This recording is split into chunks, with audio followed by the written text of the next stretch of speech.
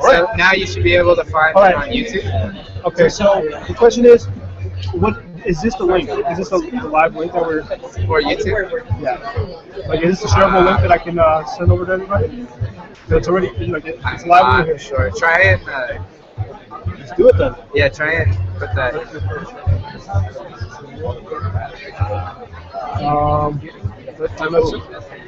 Let's send it to. We'll just see if it works there. Okay. I'll be back.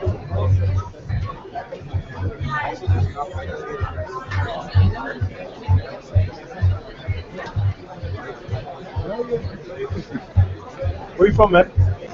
SoCal. SoCal? Yeah, what about you? I'm from New York City. Nice. Oh, you came far. Yeah. No, well, I work in DC with these guys, so I'm here. Oh, for what? Hispanic kids? Yeah. Nice. Okay. So you flew out just for this event? Yep, we all done. We all done. That's awesome. All right. So that I think threw it off for me. You damn right. You ready to run a call?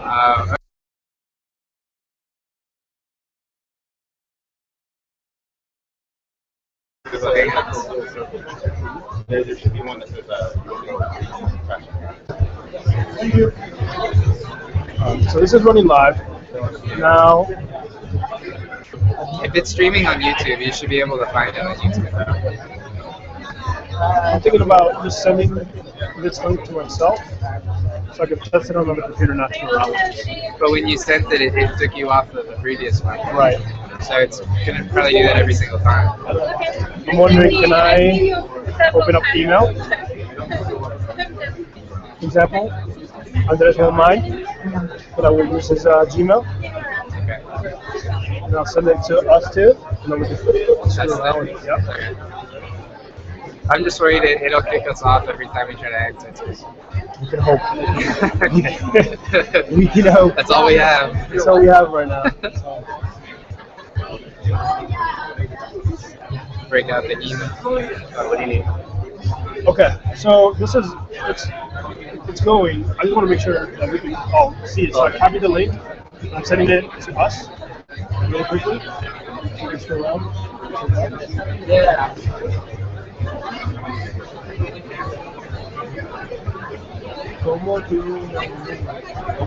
open it as incognito mode. Incognito. Oh, so it doesn't overwrite your call. That's what was happening. Okay, so how do I do incognito? I don't know with Windows. This is Windows.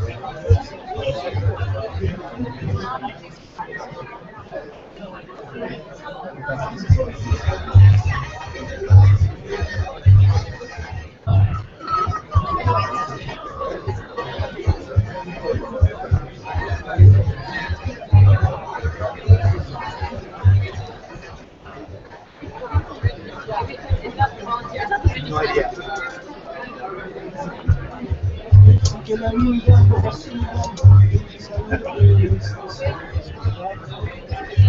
Some notes in your hat here? I don't think so. With a little code or something. Someone in the crowd Yeah. was messing with us. Who's done it? The guy with the beanie. Right there. Alright. So. Oh, we could just test the link in incognito. Oh, stuff. Thanks, guys. That just I'm went like, to oh, sleep. he's gonna send it. I'm like, okay. I can also send it at work. So it's not a waste of time.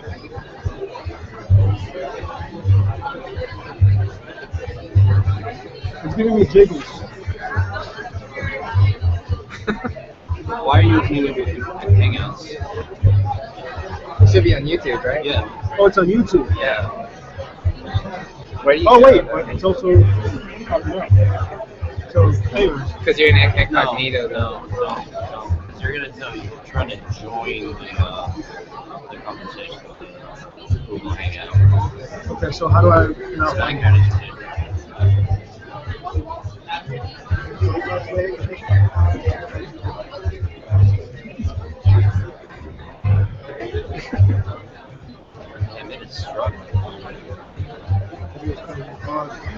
Everyone's probably on Wi-Fi. Do we have to use Stanford Visitor, or do we have another one? The way Stanford does their thing, they have to register each device, so we couldn't get a device that actually.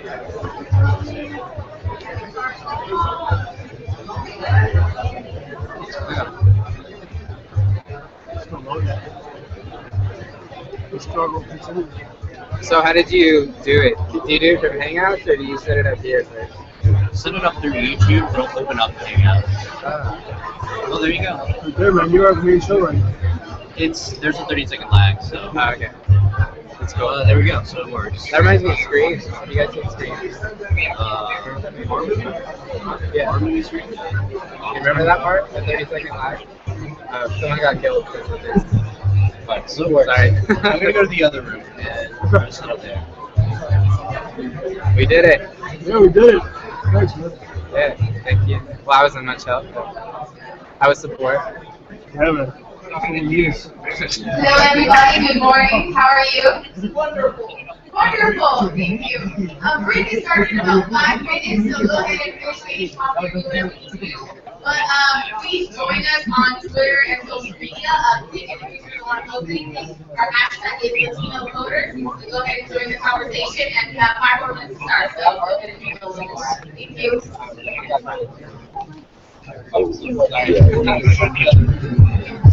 You should And we did it. There's no way to raise this up. Yeah, I mean, yeah, this is like. Yeah, okay.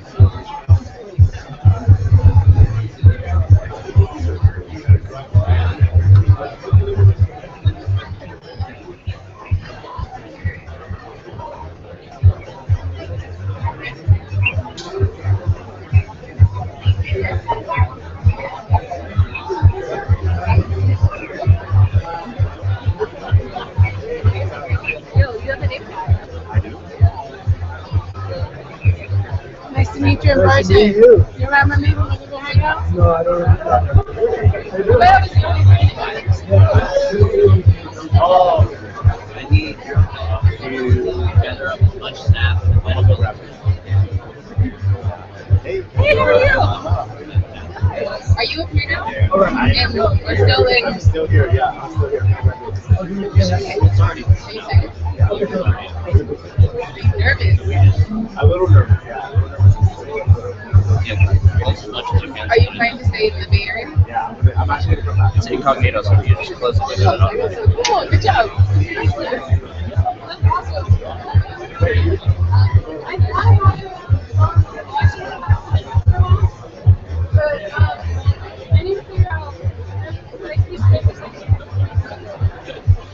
I saw a bunch of people.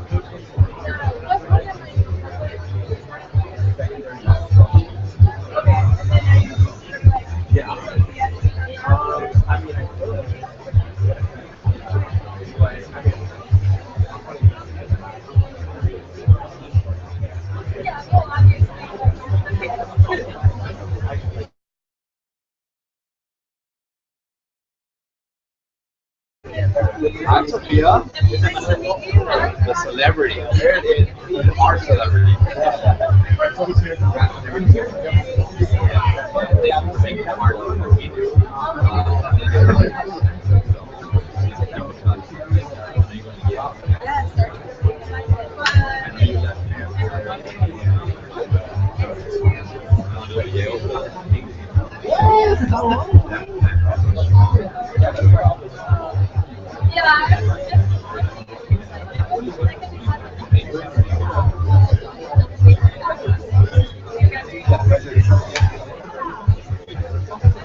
Hey. Are you another youth award? I don't know each other, but she won the award in LA, and I didn't think here. The award. Yeah, the award. It's from New Mexico. Like, it's going already. She got to pitch the president on the award that she's already doing at our high school. And now she's I'm bummed that she's but at least We have charging stations here. Yeah, okay. Are you Vietnamese? We'll be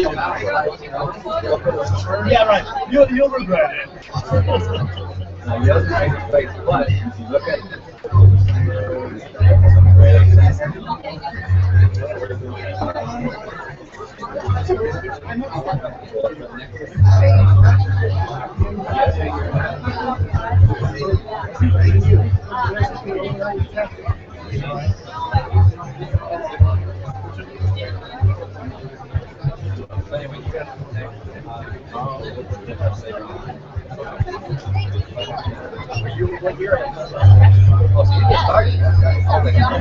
I'm so sorry. the years go by, and I just know there's a bunch of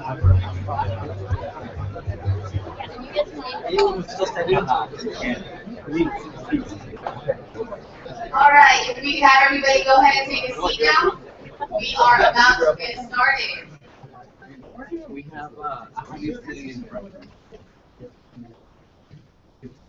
All right, welcome again, everybody. This is the first ever LOFT Latino Coder Summit. So, welcome everybody. Kind of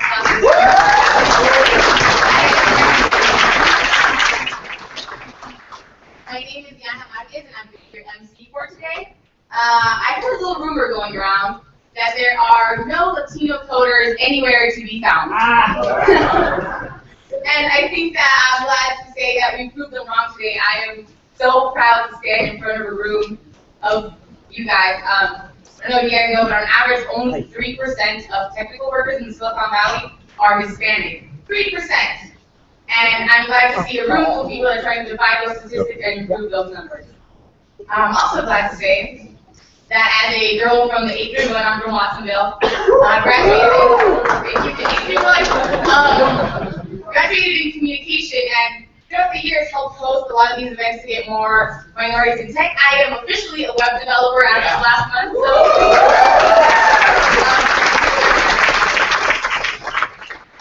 so let's get this party started. We're having a very exciting program today. I just want to make sure that everybody heard. If you guys can join the conversation on social media, the hashtag is Latino Coders, Twitter, Instagram, Facebook. Go ahead and post things. And first off, I want to introduce our wonderful president and CEO of the Hispanic Heritage Foundation, Jose Antonio Vizcaino.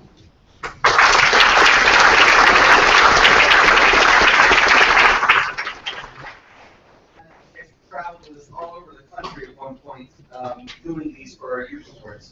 This is amazing, just standing here looking out at everyone. And you have to understand, I just came from another room where we had nothing but companies that are whining about a dearth of Latino talent in this space. So we got tired of just thinking about Latino coders being unicorns that somebody sees in the street and tells everybody, oh my goodness, you wouldn't believe what I saw today. That's obviously not the case. And I wanted to make sure that everyone knows that not only are we here to represent the Latino community within the tech space, but that we bring value. That we bring value not just to the tech space, not just to the Latino community, but to the United States as we move forward. There's 1.5 million jobs that will be needed over the next 5 years for tech workers.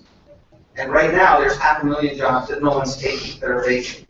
So it's pretty obvious that we need to do a lot more to build, but you're the base that we're going to build off of. So I just want to give you a round of applause right now.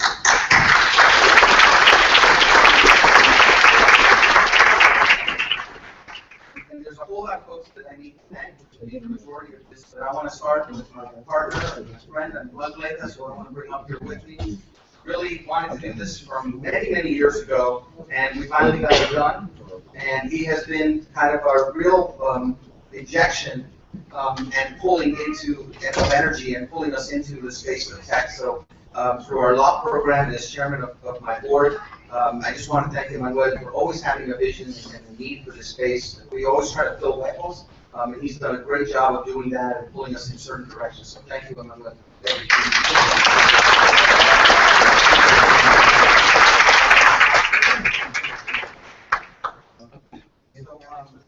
We also want to thank our sponsors who made a lot of this possible, and that's Univision, the Core Center for Social Impact, Google, Adelante, Capital Management, Southwest Airlines, and we also had a lot of partners, NRCCUA, Escampo, Saberes Poder, Voto Latino, and also our friends from Smiley Go and a lot of other companies and organizations and startups that we get a lot of energy from. I want to thank our friend Laura Selfin, who for many years has been like our madrina, our godmother here at Stanford, and really supports everything we do here. Laura, you're indispensable and a true leader in this space. Carlos Figueroa is here from the U.S. Hispanic Chamber, from the U.S. Chamber of Commerce. We have representatives from the office of Ana Eshu. I think it's Alex Villafuerte. Bueno, gracias por venir. We have friends from the Mexican consulate. We have our friends from Savio LA. We have our Coders as Second Language fellows here who are actually teaching coding in 10 markets and 50 schools all over the country. And then next month we will be back here to launch a program with the Mexican consulate where we will be teaching computer coding to immigrants at the consulate and consulado as they're coming into the country. Because Latinos have a value proposition from the minute that we enter the United States. And we need to show that, especially in filling some of these jobs. Paul Salinas is here from Alvarado Smith. I'm sorry, Raul Salinas is here from Alvarado Smith. And Raul, thank you very much. You actually house us in LA. And I know you made the trip with your son. Thank you very much for coming here and supporting us beyond just housing us and giving us a space where we can work out of. We also have panelists and judges that are here that we really appreciate. And we got a lot of support from other Hispanic organizations, and Joe Welsh from CSI team in Green. Thank you for bringing it. Thank you to Laura Dominguez, chair of the Senior Career Advisor at Stanford. We thank you for all of that as well. Dr. Hinojosa is here, and I know he brought a bunch of programmers from UCLA and from the LA area. He's a total disruptor who's been doing it for a long time. Dr. Raul Hinojosa, thank you.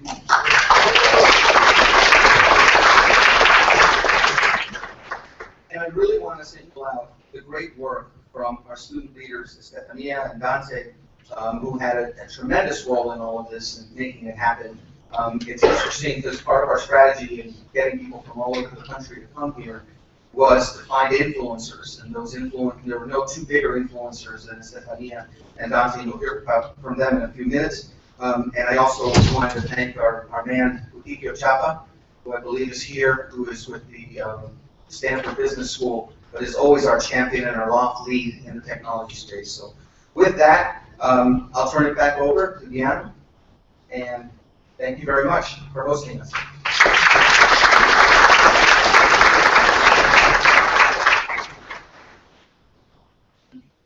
Can I actually have Estefania and Dante come up? I think there's a few words they wanted to say.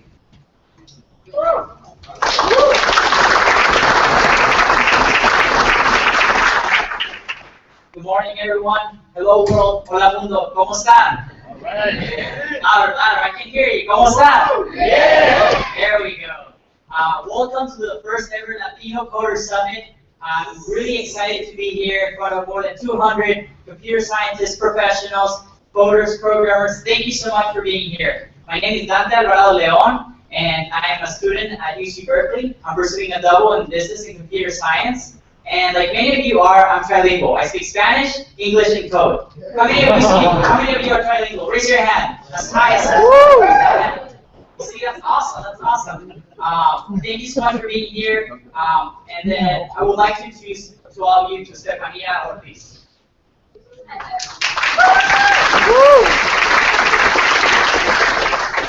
everyone. It gives me enormous joy to see you all here today. All of you here today. As Dante said, my name is Estefania Ortiz. I was born and raised in Guaynabo, Puerto Rico, and I'm in my third year of computer science here at Stanford. I started coding the summer after my 11th grade, and I haven't stopped. However, I've never been in a room with more than 200 Latino coders before. I just want to say that today is a day to learn and connect, and most of all, celebrate the fact that right here, right now, we are the norm, not the exception. So being a Latino coder is like the thing that we all have in common today, and the thing that we want to celebrate through this event. I hope you guys all connect with each other, support each other in any way you can, and have as much fun today as I'm gonna have fun. Thank you.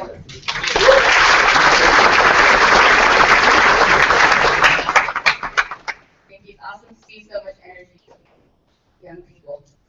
Next up, we're going to have somebody I'm old.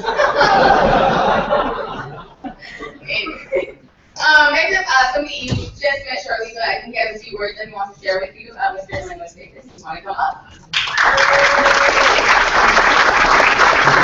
Very, very few words. I'm just excited to be here. I'm on the permanent board of the Hispanic Heritage Foundation. And like Tony said, we try to fill in where there's a need in our community. And there's a need in industry. And this is one of those places. So we are excited to build. More than anything, I'm going to be around all day. And I want to hear feedback. I want to hear how we can not just make this event better, but grow and actually mobilize each other so that we actually are doing more things around the whole country. I think it's an amazing place to have this as a foundation here at Stanford University, the pinnacle of Silicon Valley and the tech community, and you all considering yourselves as leaders of this industry, not just, I'm another computer programmer. A model that Tony and I talk about and that we consider our kind of driving force is that you are the leaders of today. You're not the leaders of tomorrow, like many others might tell you. You are the leaders of today. So don't lose sight of that, and make sure that everything you do, that you realize that you can make an impact right now, regardless of your age and your experience level, because you have that power, and we're here to make sure that we're pushing you to use that power. All right, thank you, and I'm excited for the rest of the day, and come to me with any feedback on how we can make this happen. All right.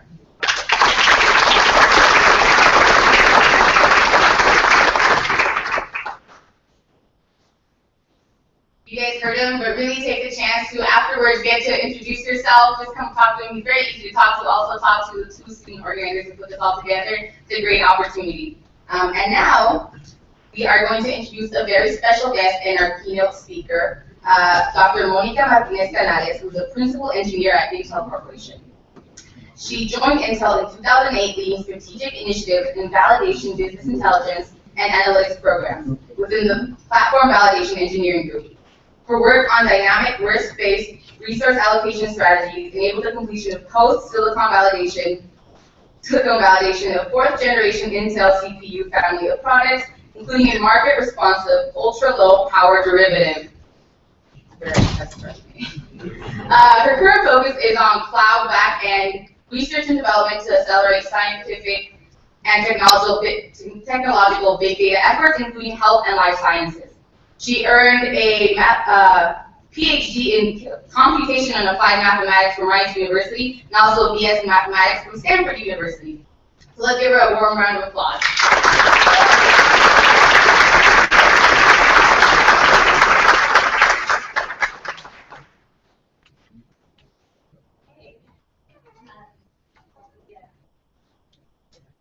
Get started. Good morning. Good morning. So, start off, we'll get our PowerPoint. We're going to cut it through so I can write it. This is, our laptop. And our PowerPoint. I have to tell you that this is the first time that I've actually spoken in front of Latinos. I'll speak from one of these. So I'm actually very nervous. So I've never done it in front of my own Hindu.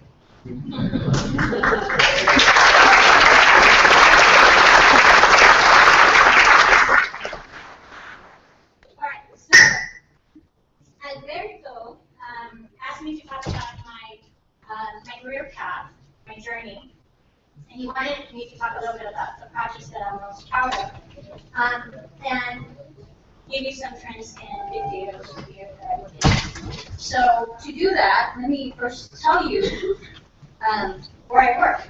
So most of you know that Intel Corporation is the world's largest semiconductor manufacturing company in the entire world.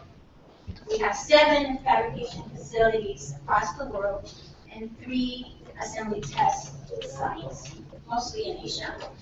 And we actually produce all of these Intel microprocessors that you might find on your laptops, or your desktops, or your servers. including, let me just show you which ones I got to work on. I got to work on the Xeon and the 4, I3, I5, I7, and the whole terminal power derivative Haswell family of products that you find on your Mac there. So I actually waited to replace my own laptop until I actually saw the processors that I had to work on. I can say that, I did that. So, as you all may or may not know, Intel has been developing process technology, transistor process technology, taking it from 90 nanometer sizes, and today we're working on 7 nanometer, and all of this has happened, over the past 40 years. It's very different. And we are creating this technology in order to power every single computing device on the planet.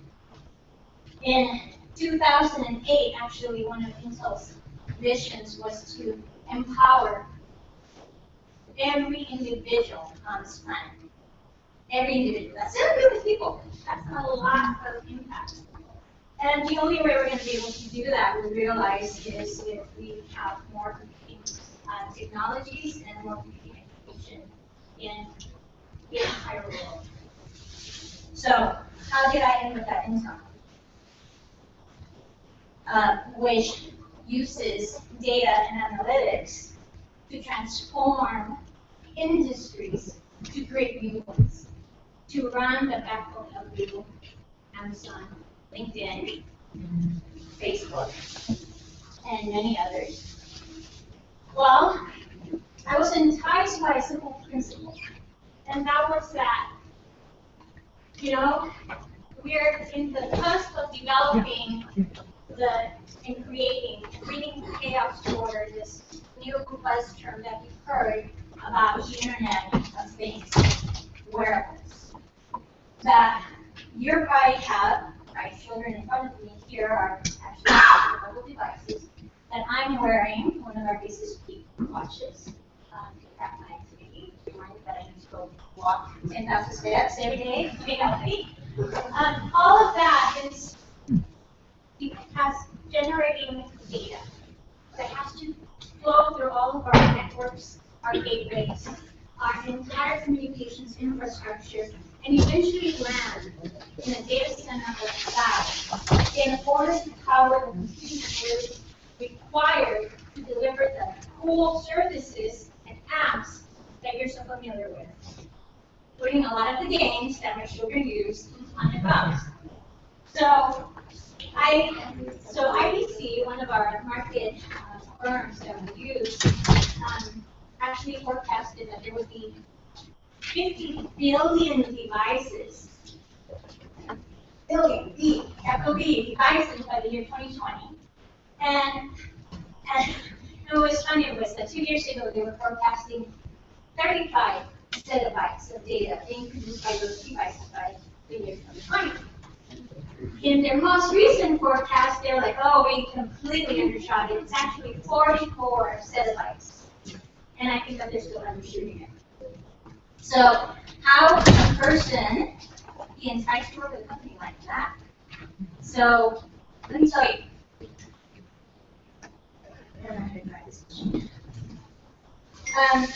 So I started in high school. I actually grew up in a barrio in South San Diego.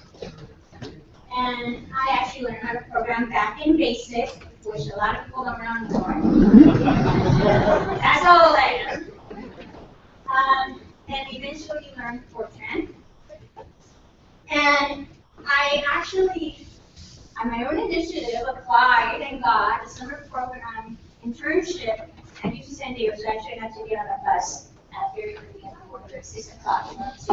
You make the bell, 8 o'clock start time, you got to show up. In order to do research on cholesterol, which back then was in its infancy. We were studying the lipoproteins and the pathways of how people develop cholesterol plaques. All right, So I did this for the summer, and then after you see so many rat arteries with these giant ugly plaques on them, you're like, okay, I think I gotta stick to mathematics. So so I came to Stanford University and studied pure mathematics. It was always mathematics, science, mathematics, biology, mathematics, chemistry, mathematics, microbiology, mathematics, physics. Okay, I couldn't figure out what else to do, but you know, at the end, mathematics won. So, so I had to endure programming again back then. We had to all endure Pascal, which doesn't exist anymore. And you know, be tortured with Carol the Robot. You must learn how to program Carol the Robot. And that was different. Okay, so that a lot of things have changed, a lot of progress. And then I went to graduate school at Rice University, where I actually finally got a chance to go beyond pure mathematics and actually learn about modeling process, which is something you have to do when you code.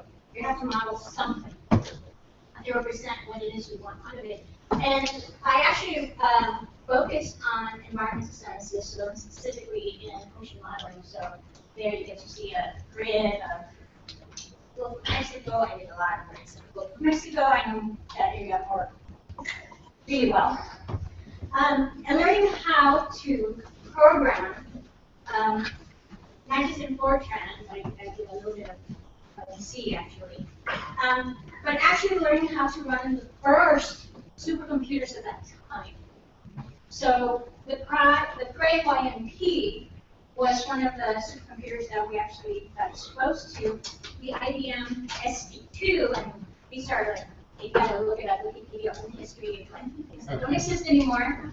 Intel actually had a supercomputer named the Intel Paragon. We got our Atlantis in 1988. Couldn't afford it. But I had to program on all of that new technology. So message passing interface, right, the communication that was able to do in order to communicate across multiple sets of computers. At that time, we didn't have cores. We had CPUs with one processor, not many processors.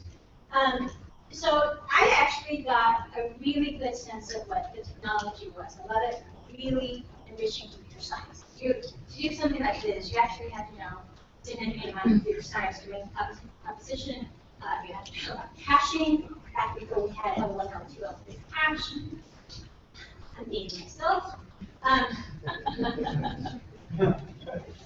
you have to know how before Google was even, well, at that point, Google was just getting a thought in students' minds. You actually have to keep track of indices and how you distributed data and computing resources across a distributed environment. So all of that prepared me to not do extensive parallel processing for a while, but to do an NSF postdoctoral fellowship back here at Stanford on groundwater systems. So I continued the earth sciences work, and I focused on, back at that time, numerical optimization. Most of you know here at Stanford, it's called outreach research and industrial engineering. And what I learned in my postdoc was math is just a tool. Nobody cares how much math you know. It's just a tool. It's a tool. Nobody really understood what it meant to have some of these skills. So what I learned back then is that you have to know enough of your application and use in order to tell people how wonderful your math and computing skills actually are. And so this particular experience actually led me to the next job. Okay, so a lot of environment, a lot of programming. I got hired by San Diego National Labs here in Livermore, California. And I did the opposite of environmental sciences. So I actually worked on weapons. So everybody should know how we defend our country at one point or another. So what was really cool about that was that I got to work on some of the most basic physics codes of our time. And those physics codes are actually the true back-end machinery behind what our physical defense program looks like. Now it's evolved to be more digital, so we actually engage in a lot of cyber defense.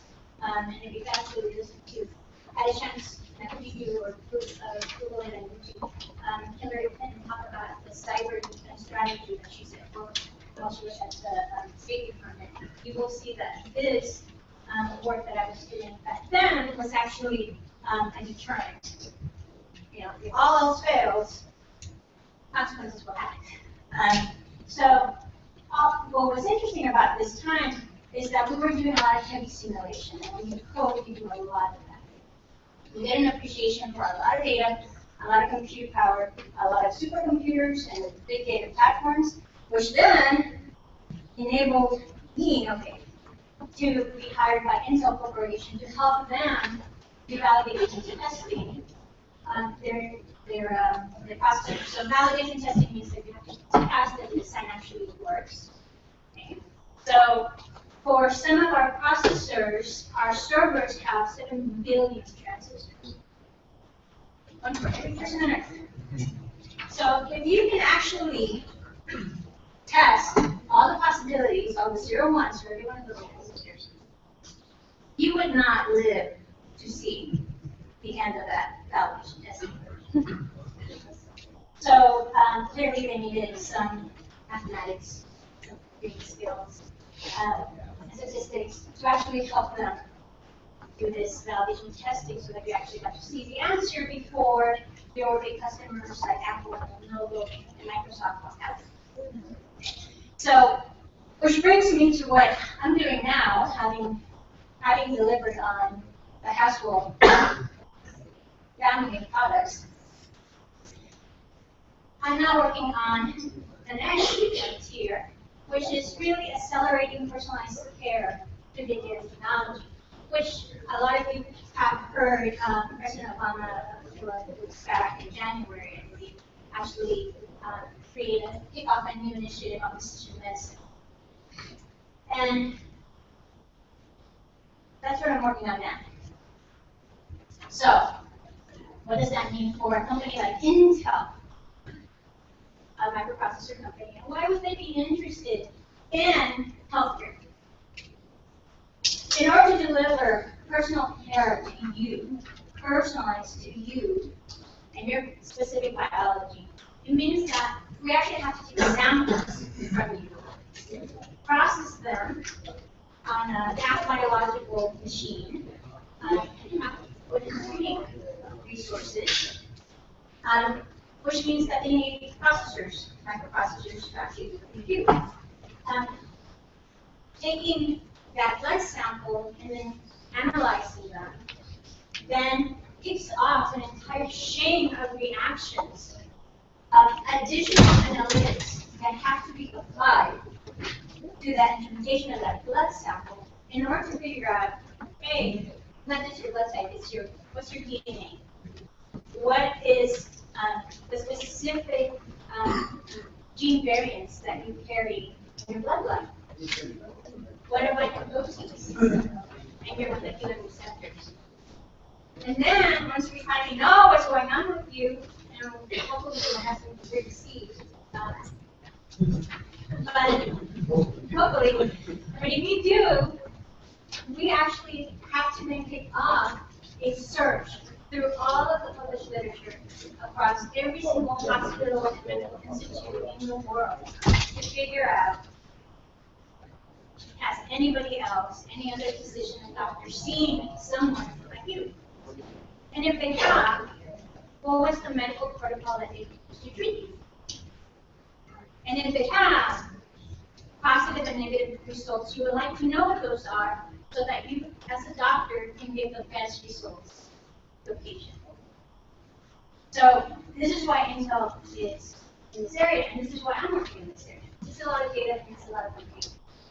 So we actually work with Dell to take what was a very computational, expensive, extensive pipeline that took about a week.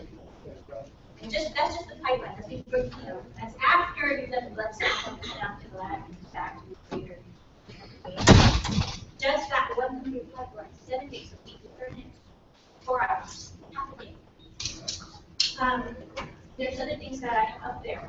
My team took a pipeline from Stanford School of Medicine that took them 2 weeks. We got it down to 100 hours. When you put these solutions together, you begin to see why. Last year, Intel actually announced at our Intel Developer Forum that we would develop a cure for cancer by the year 2020. It's a massive compute problem. It also happens to be a massive data problem. So if you go into the industry, after the doctors, after the pathologists, not data that you have to sift through, talk to their IT department, talk to the hospitals. We're going very quickly to petascale, exascale, zetascale. Put that in reference. When we talk about 1 zettabyte, we're talking about 1 billion terabytes. That's 10 to the 21. Okay. So I happen to know that even though we have a forecast for zettabytes of data by the year 2030, today I'm working in genomics. And 1 blood sample, 1 person, raw format is 1 terabyte. If I analyze the 7 billion people in the world, okay, I've already gone to my zetascale just on the genomics portion of this entire field. This is what I'm working on today.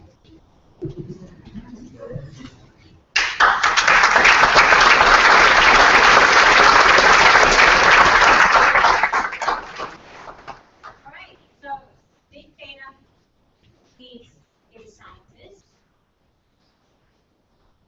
And those data scientists come in different shapes and sizes. And there are those who are going to focus all of their time and energy on just breaking the problem. Okay, you want to do X, Y, and Z. Okay, I don't know what that means. Please give me the mathematical formula so I can solve it. Other people are like, okay, I have to code a Kafka data injection, and it has to land into my Cassandra or MoltDB database, and then it has to be processed over here with R, etc. There's going to be other people who do that sort of thing. The point is that you're going to be involved with a group of people who know how to take what looks like a very difficult problem and frame it so that you can actually figure out how to create the backbone infrastructure that takes all of that data and allows you to finally be able to crunch the data, okay, apply all types of analytics on them, be able to interpret the data, be able to take data from other sensors and sources, be able to ingest it, augment it, use it, analyze on it, manipulate it some more, analyze it some more, interpret it. Okay, but that's just one part of it. If you look at IDC analytics of our big trends that are existing today, most of the appetite for big data and compute is now requiring you to focus on real-time big data analytics, because the generation of those of you, raise your hand if you're under 25. Right there. All of you want your information now. This is about you.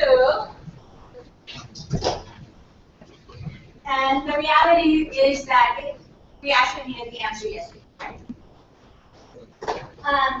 And the other trend that we're seeing is that big data goes beyond data scientists. It needs you, the developers and the computer programming jobs and wizards to make all of this happen. And as a matter of fact, they actually have another one saying basically SQL is coming back as the de facto interactive language to interrogate a database. Okay, then that does not hard because I never learned. Okay, and you think that, okay, have I learned enough programming languages? The answer is no. There's always new ones coming up, and then there's old ones that seem to come back. Okay, so SQL on the move is making a comeback. So we need all of you to join forces to help this make possible. I have to learn another programming language. Oh my goodness.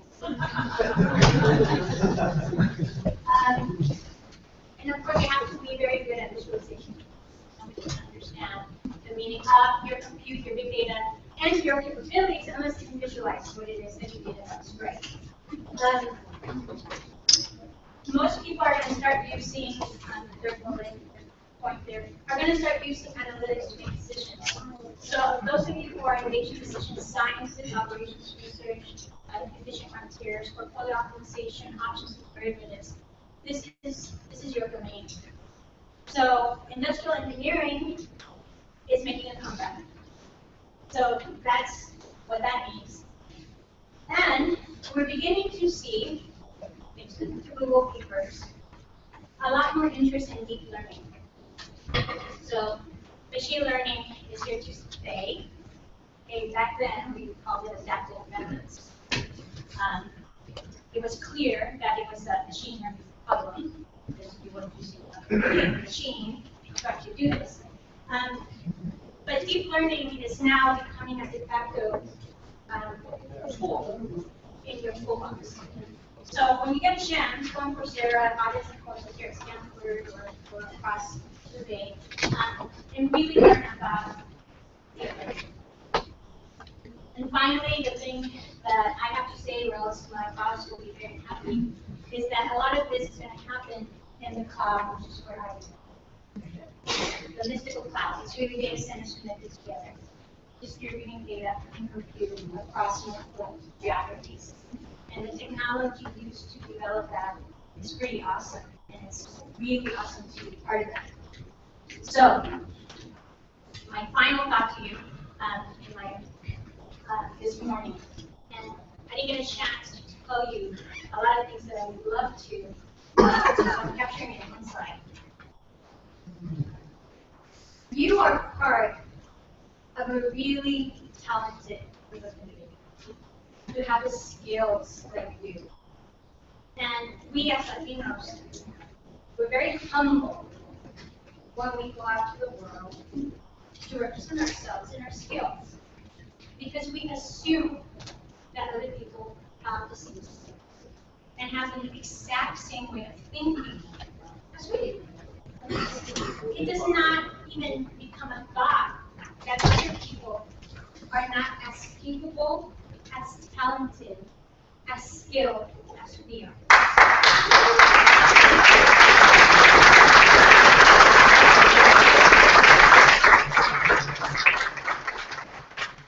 So, when you say, I know about big data and all the various 7 versions of them, it's not just volume, it's not just the variety, it's not just the velocity, but the truth behind that data, how sticky it is, how slow it passes through a system. I can tell you about day and night about big data, you stay with prediction.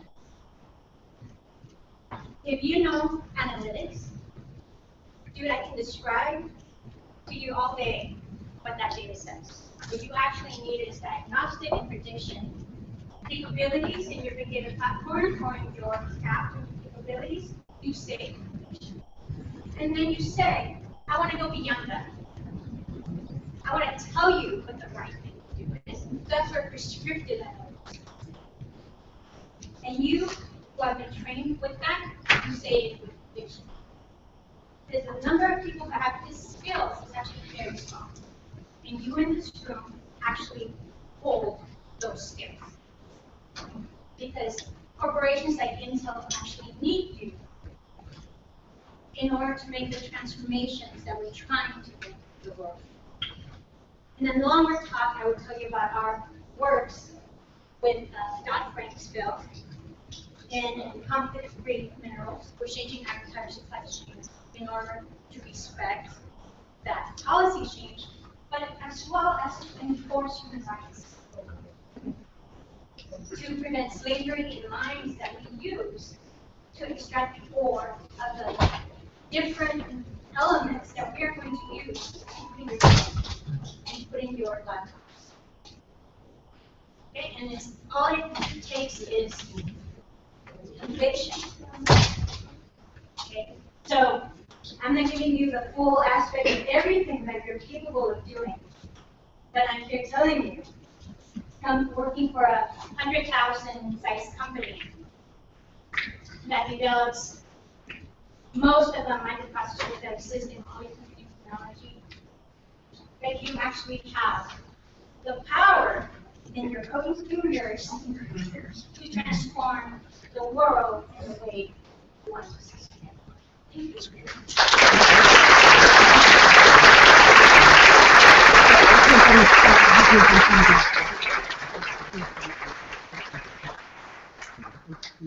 Thank you.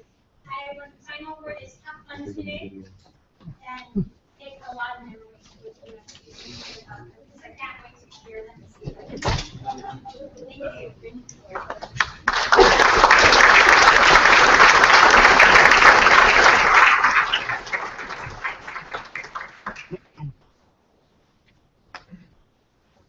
Thank you, Dr. Granada, for your story and insight. I'm going to ask for one more round of applause.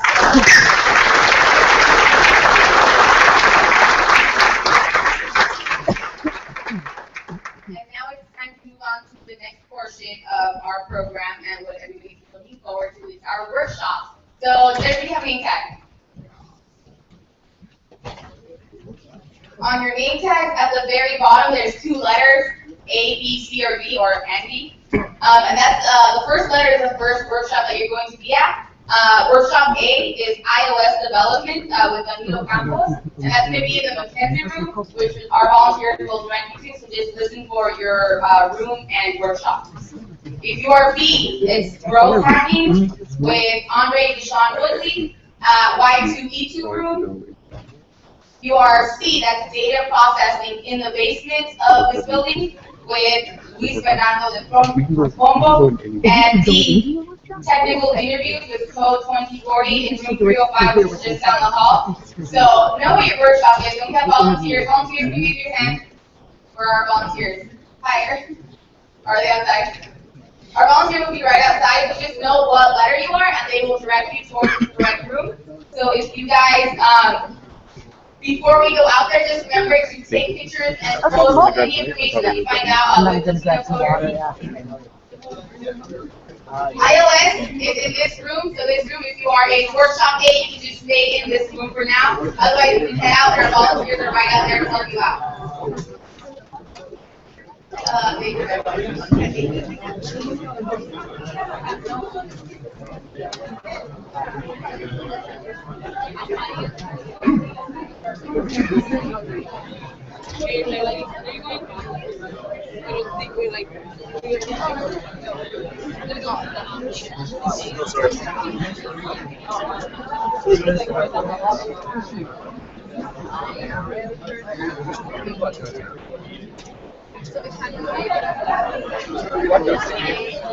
Yeah, I am. Not really. I'm always good.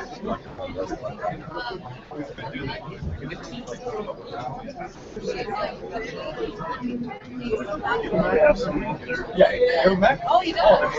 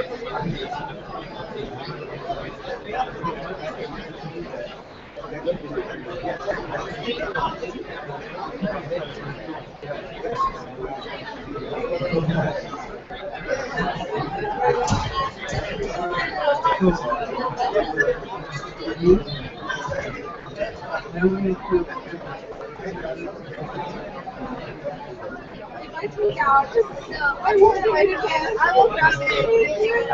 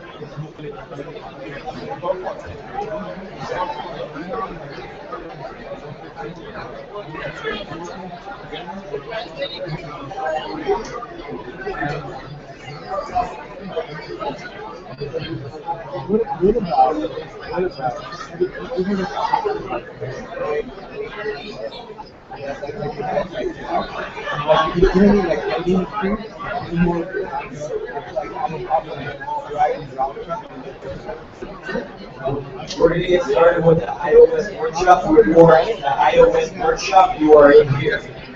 If anyone having conversations or anything, can step outside to the terrace or to the hallway. We bring the iOS workshop will be in this room. In about 5 minutes, we'll get started.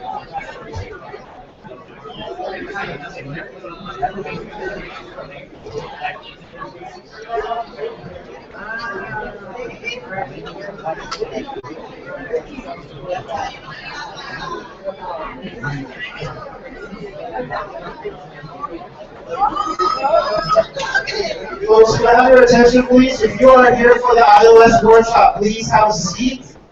We're about to get started in about 5 minutes. So if you're here for the workshop, if you're not here for the workshop, you guys can go out to the lobby or to the terrace for your conversations. Thank you very much.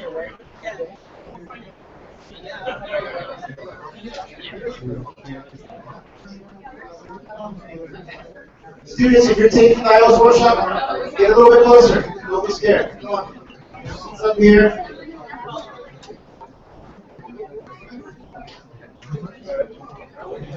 All right, so everyone that's in this room should be here for the workshop only. Thank you so much.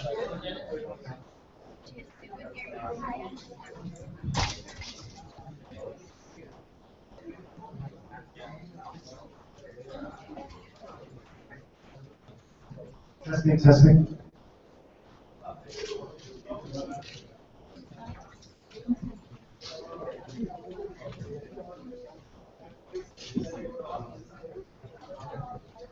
Everyone wants to go to the center.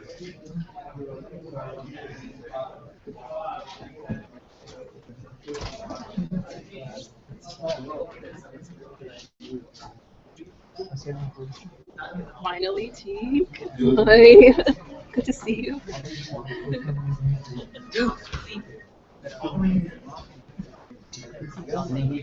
Is your drinking Old school, old school.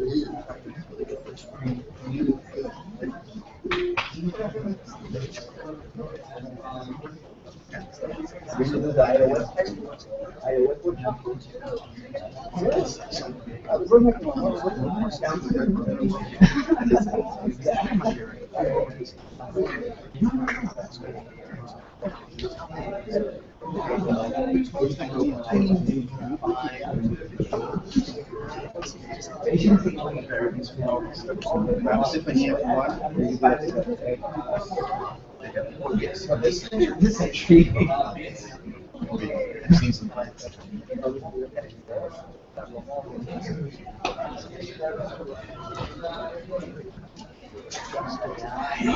What are you doing?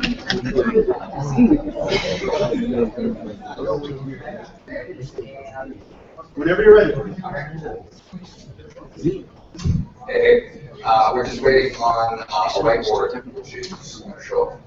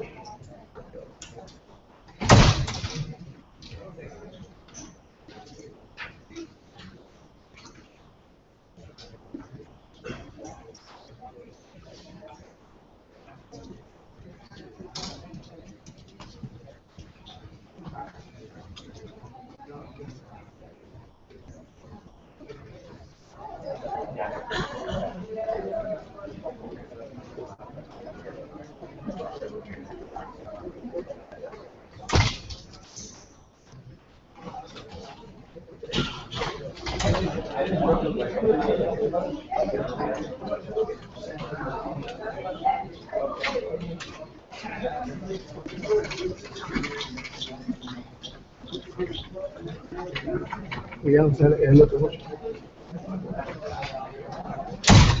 Yeah, that was great. Thank you.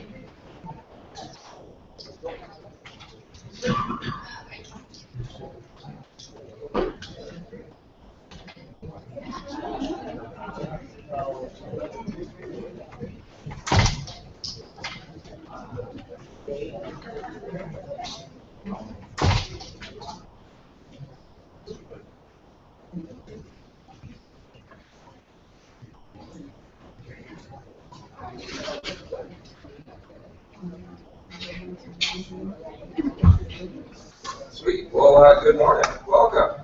Thank you for sitting down with me this morning. So today we're going to talk about a little bit about iOS. So some technical prerequisites here that you should have loaded on your Mac. The demo for Sketch and Xcode, which is free from the App Store. If you do not have these things, I understand that bandwidth flows like oil, at least in Stanford, so you might have a decent chance at pulling it down in the next few minutes. So we're going to talk about building apps.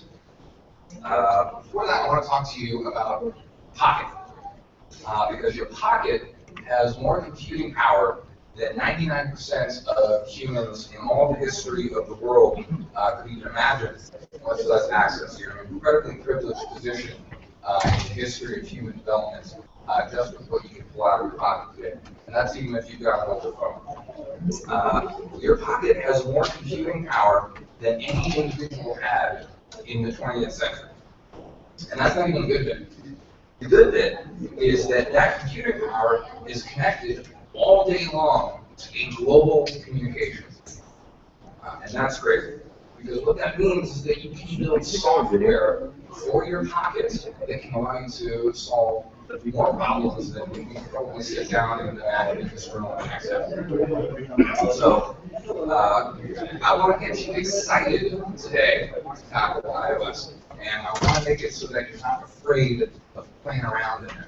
I can't teach you how to code in the next hour, but hopefully what I can do is get you to a point where you understand what the opportunity is and how you can start noodling in your spare time to really make some cool stuff. So before we can talk about the technological side of things, though, we have to talk about design. Here's why. You can write the best code in the world, but if you're not going to give thought to design, you're going to end up with this thing. So, have a look around at this. Don't raise your hand. What's wrong with this interface right here? What's that? It's busy. Okay. So that is a real thing. If you look at this, there's a lot going on. That means that there's a lot competing with your eyes, therefore your brain, for attention. It's hard to understand what's important, what you want to use this screen for. So definitely busy. What else? It's good. It's hideous, and there's no hierarchy. Let's start with hideous. Hideous is a low-hanging fruit. Somebody said that because that part is important. There's actual science that says that an interface which is subjectively unattractive is actually harder to use. You get so caught up in the parts that aren't working for you, it's a distraction from figuring out what's actually going on, how you're supposed to use it. So it is hideous, and that is important to get out of the way because you just can't get away with that. There's also no hierarchy. That's an absolutely important point. Any one of these things could be the most important thing on the screen. Therefore, nothing is the most important thing. Anything else?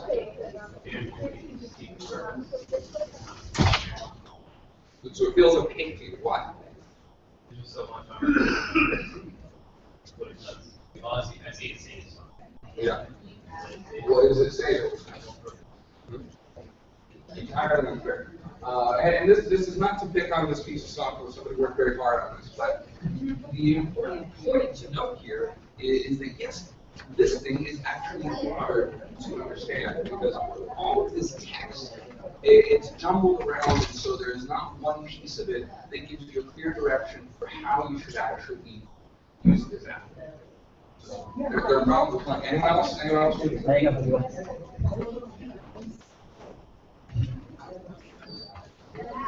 There's inconsistency in the colors, absolutely. Now, the funny thing about colors is that you can communicate a lot with colors, or you can confuse the hell out of your user with color. And what's going on here is that it is confusing the hell out of you. So the password text right there, that's in blue, and then the strength thing is also in blue. What does that mean? I don't know. My brain's going to sit there trying to build a connection between those two things. And because there's no actual connection that's ever going to shake out, it's going to be disappointing. And therefore, I'm just wasting a bunch of cycles in my mind trying to figure out what's wrong. So this is a problematic interface. Okay. We're not here to be a precious design snowflake who's got to have everything just so, although I am that way. Remember what I said, the computer is in your pocket. And so that means the screen is small and user is on the move. You've got somebody, you've got like 40 seconds with them. They're on the way to the bus, they're waiting in line for the train, they're sitting there at the coffee shop, they're about to pay for their salad and everything. You've got a finite amount of time with the user. So the user's got to be able to get in, understand immediately what's going on, and get back out. The user can't do that. They will not launch your app again. If they don't launch your app again, you don't get to make money from them, you don't get to solve their problems, somebody else is going to run away with your users, and you're out of luck. The design is an important part of consideration if you're going to build an iPhone app. So important that you can't leave it out because all of your competition is doing a really good job. Apple has set a very high bar. So, why should you listen to me? My name is Danilo Campos. I've been building iPhone apps since 2008, and it's been a lot of fun. I've been lucky to be featured by Apple on the front page of the App Store. I've led design and development for a little travel search startup called Hitlunk. Got a cute dancing chipmunk you may have seen once upon a time. After Hitlunk, I worked with Level, where I led design and development on their iPhone app. Apple seemed to like that was fun too. I know a little bit about how this iPhone stuff works, and I'm trying to pour out the good stuff and give it to you this morning. So let's talk usability. Usability is how easy or not your app is to understand and interact with. It's how well users can get what they need from the thing that you built. Now, a great thing to know about usability for mobile is a really, really simple rule.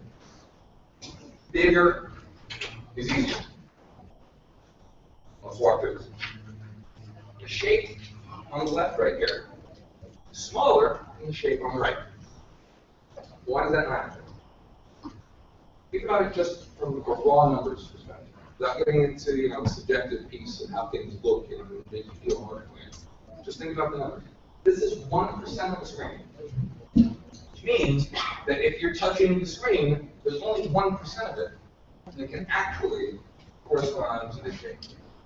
Over here, you've got 17% of the screen covered, which means if I just blindly flail my finger against the screen, I got a decent shot of hitting a pixel that corresponds to the shape.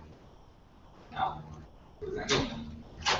It means that if you've got an important task, you should probably make sure that it's very easy for the user's finger to get to the button that fires off that task. If it's going to be something that they use all the time, be kind to them and don't make it too hard of a hunt for them to get to the very precise area that they need. But there's a nice trade-off with this, which is that you can use it the other way as well. If you've got a thing that people aren't going to use that often, but it's still important to install the functionality, the team button right here, they're not going to accidentally touch it, waste their time. And it's going to give you the ability to surface whatever functionality you need without taking up too much. So think about sizing as you think about your iPhone app. For iOS, you want a tap target that's about 44 by 44 points. And the reason why is because the user doesn't have a mouse. This isn't a thing where they're sitting at the desk and they can very precisely click on a very specific target. You've got a big spongy fingertip to work with when you interact with your phone. So you want a tap target that's at least that size. Otherwise, you're going to be in a position where it's difficult to touch the exact thing that you want. It's difficult to discern whether you touch this thing or the thing next to it, or you keep meaning to touch it and you don't actually get to touch it. All those things are very frustrating to the user. Very easy to dodge them just by giving a nice, meaty tap target. Now, once you think about this principle, you're going to see it everywhere. So here is the music app, which is, everyone's got this app, everyone's got a handful of songs at least that might happen there. And what you can see is that the full width of the screen is taken up by any given song. So what that means is that there's only one dimension that the user has to handle. Do they want this song, or do they want that song? That's the only precision they need to worry about. Everything else is either going to touch over here or over here. Either way, you get that song. So keep an eye out for this principle. You're going to see it everywhere. It's pretty central to how the platform works. And if you can understand it, you can build better apps. Now, the next thing to talk about is that you have to manage complexity. We saw in that interface, that very painful interface, there's a lot of complexity going on. There's a whole bunch of stuff that was pushed in our faces all at once. And as a result of that, it was very difficult to figure out what it was that we should care about at any given moment. So in iOS and web apps as well now, you're going to see this pattern. Something called master and detail views. So you don't want to inundate the user with configuration options, but you still have to let them be in control of their experience. If they aren't, they're going to go onto an app that lets them do what they want to do. So you don't get to punt on the functionality. You just have to be smart about where you can steal it. And the alarms in the clock app are a very good example of this. You've got a pile of alarms right there, however many you need, and you've got one control exposed for alarm. It's that little toggle, not red. What that toggle does is either turn the alarm on or off. It's very simple. It's very easy to understand what that thing is for. But if you hit the edit button, you can tap any one of those alarms, and then you're going to get this panel right here. And then this panel is going to expose all the stuff. What time that alarm goes off, what kind of sounds it's going to make, you want to delete the alarm. And so for the 5% of cases where the user needs to see all that junk, it's there. But for the vast majority of times when the user needs to interact with their alarms, you have secreted away all of that implementation stuff, and all they can see is the part they care about, which is this thing going to wake my ass up tomorrow at 8 a.m., which I don't want to do because it's sunny.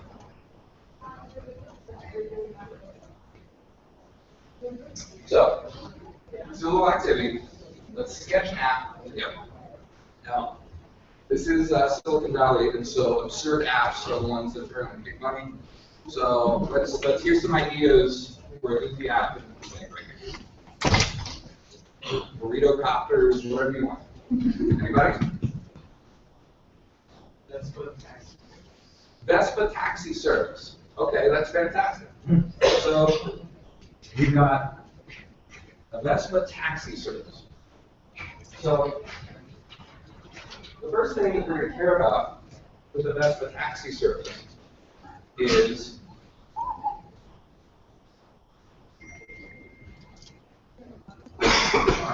we need a way to summon the Vespa. We need the Vespa to come and get us. So if we make a big whole button right here that says kind of get me, it's huge. It's the full width of the screen, right? Very difficult for the user to miss. We can make it nice and bright and colorful. That big old button we get at the bottom right there. That's what else do we need? We want to help the user understand what's going on. The Vespa taxi service. Where they are, exactly. So we're going to need a little map up here. The points that shows where the user is and critically where the Vespa is. Now, I'll say this: Uber has made a ridiculous amount of money. The great things they figured out is communication. They have a very simple interface. A button to summon the Uber, and a map to show you where the Uber was.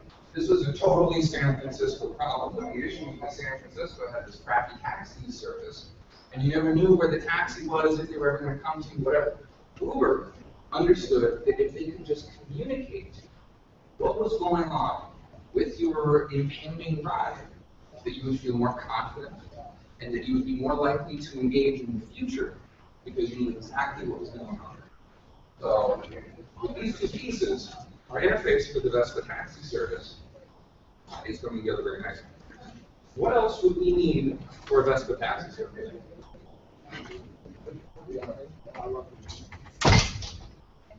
What's that? How to pay. Because we want to get paid. We can't sustain a business for free. We got to pay for the fuel inside these Vespas and pay the drivers and all that stuff. Either way, pay. But how likely is it that you're going to input your credit card information every time you want to get? Who's going to use that? I'm not going to be paying gas. But you still need a way to take care of it. So what we can do is we can tuck it away. A little side menu up there. And that menu can be the junk drawer for our application. Again, manage complexity. Most of the time, the user is not going to have to interact with their payment stuff. They're going to use it once to put in their credit card, maybe use it again a year later. After it's got the debit card, they got to bring in the debit card, they got to put that number in again. So you hit that button, and we've got our junk drawer. And the beauty of the junk drawer is that because this is not something that you have to interact with all the time, you don't have to give much thought to how pretty it is. You just have a list of stuff like. Anyway, basically, we're just rewriting the Uber's app right here. Like there isn't terribly anything innovative, right? But it's that class of problem. You don't have to reinvent the wheel if there's already a good pattern that's working. Is there anything else that belongs in our Vespa tax system?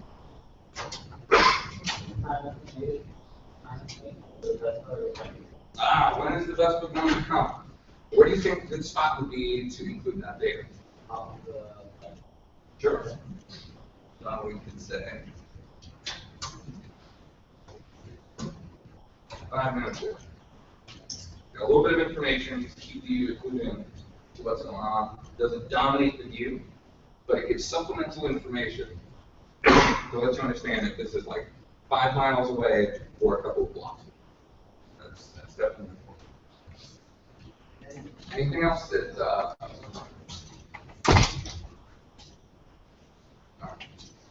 I think it's a good start. I think someone will give us like $100 for it.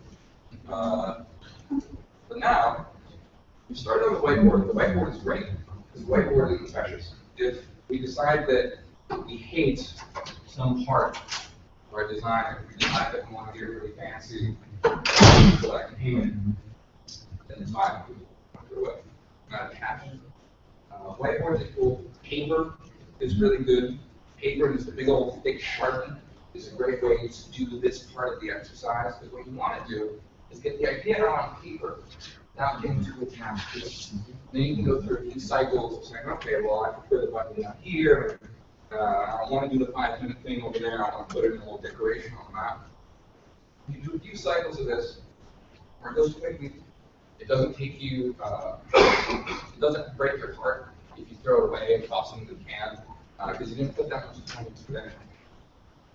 Then when you've gotten yourself to a position where you feel good about what you built right there, that's when it's time to crack open a tool that can get you a little bit more detail.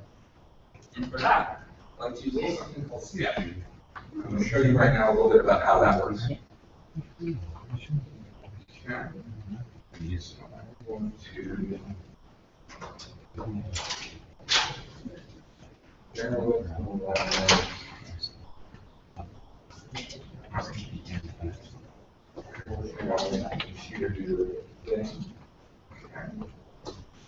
mirroring. So if you have Sketch, go ahead and crack that open, and we can build a little app together. So Sketch is very nice because it used to be that if you were going to build an interface, put graphics for it, make it pretty, do all that stuff, you would crack open a $600 copy of Photoshop that was running the code base from like 1992, and you would fight with all of the interfaces to like make it do the thing that you wanted to do, which is produce graphics for your mobile app.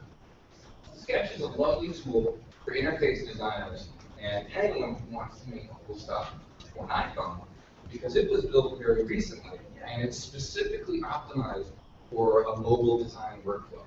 you can build a bunch of cool stuff in Sketch. And you click a couple of buttons, and it'll produce exactly the right thing in terms of the graphics format for what the iPhone needs. So it's a fantastic tool. I'd love to get you introduced to it now, and I encourage you to play with it because it's way cheaper than Photoshop and way better for job. Give them 5 years, they'll ruin it, but that's something else. So you create a new document in Sketch, and if you hit the A key, you're going to get a control for something called artwork. Is this useful? No, this is too hard. Let's drop this down. That's hard. There we go. All right. So if you hit the A key, you're going to get on the right there a pile of something called artboards.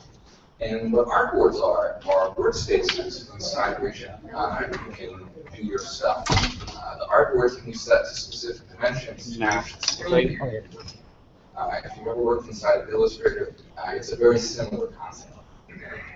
So we're going to choose, let's choose the iPhone 5 because everyone has an iPhone 5 who doesn't have an iPhone 6. You want to make sure that your design works the lowest common denominator screen size. So we'll start with the iPhone 5. Now, we've got a region on the screen that roughly corresponds to what we would see if we were going to actually put this on the screen. So,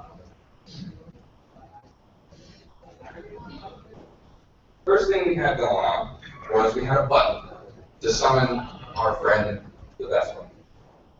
So you should have an insert menu there in Sketch. And you can pick a number of different shapes. And now we're going to keep it simple. We're going to grab a rectangle out.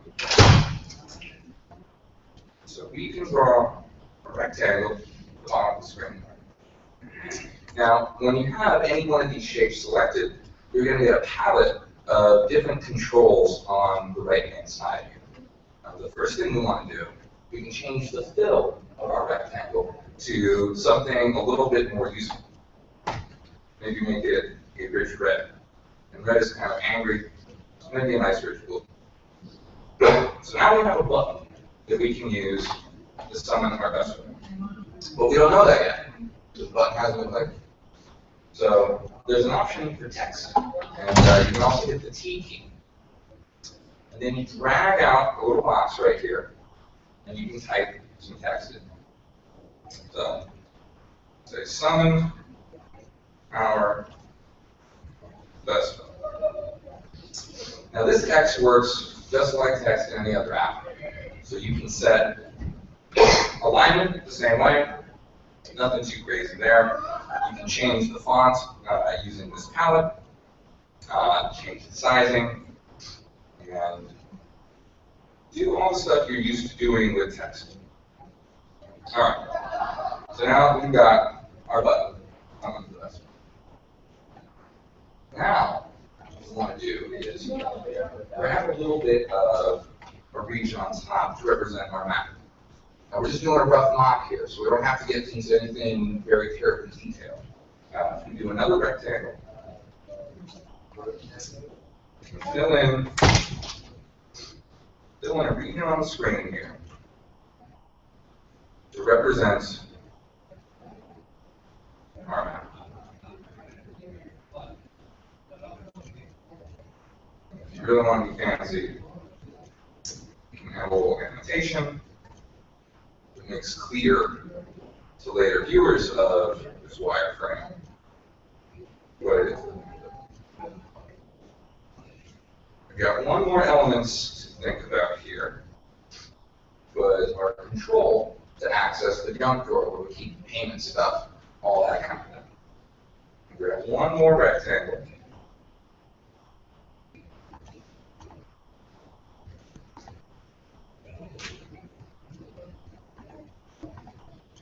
And that can stand in for our button. We're going to align text.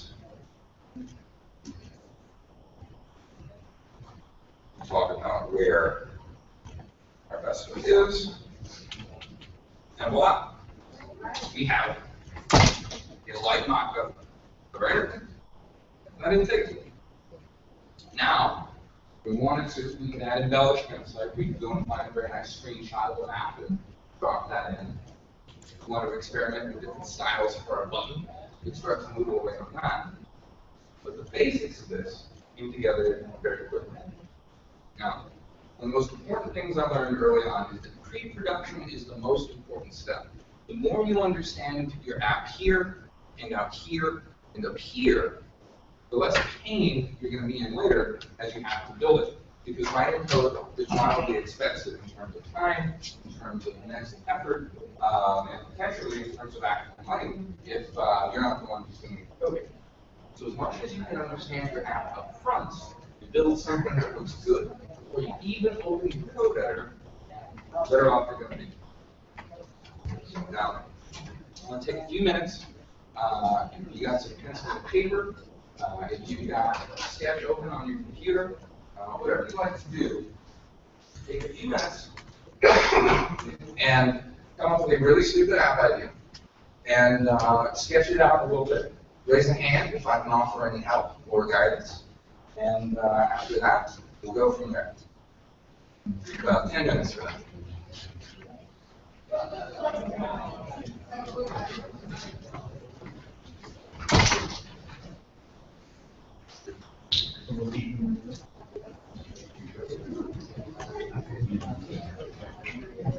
I'm a model, but I just had to find different programs.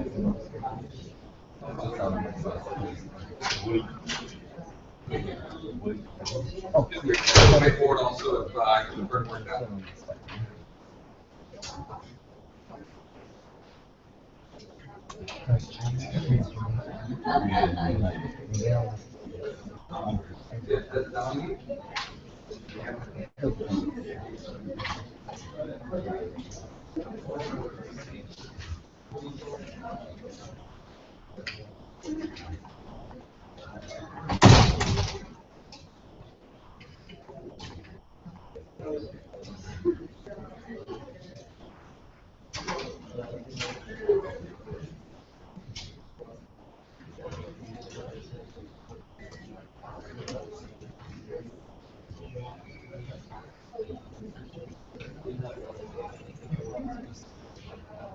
There you go.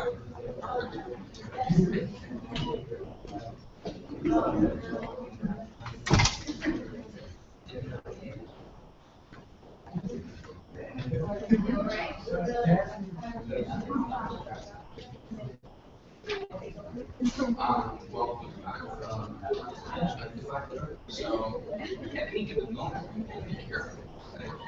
If you don't have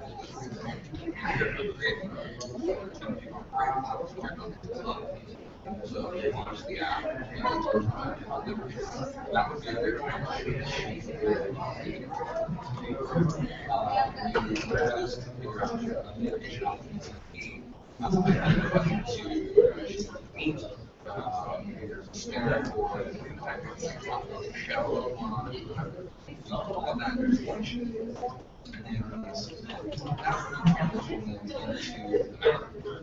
that shows the flying around.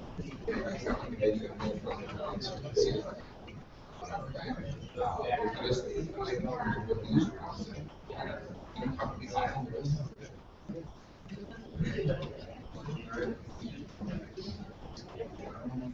Right. So I won't handle whether you remember or not, you don't care because that makes sense. Yeah.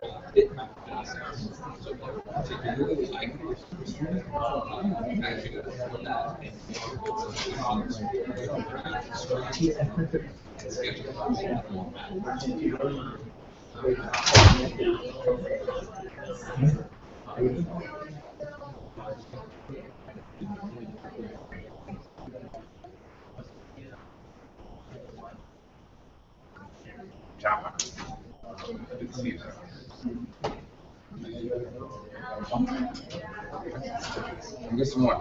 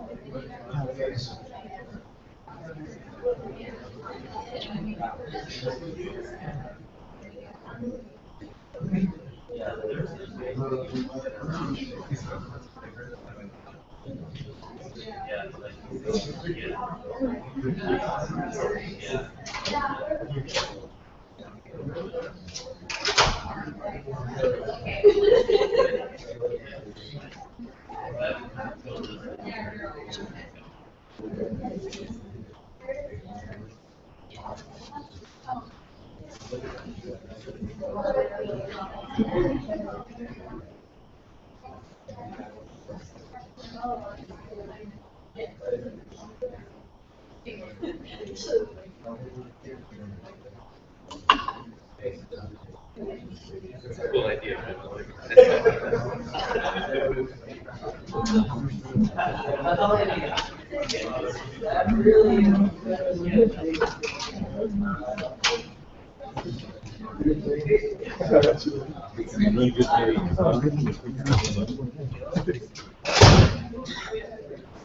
Just drag and drop. Yeah. Not really one. So we get a case from there. Yeah. Yes, I can go back.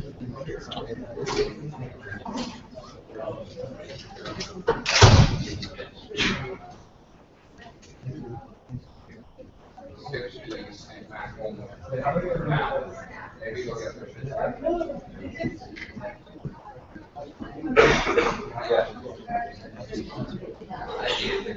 obviously I'm talking, but I think you might like a little better.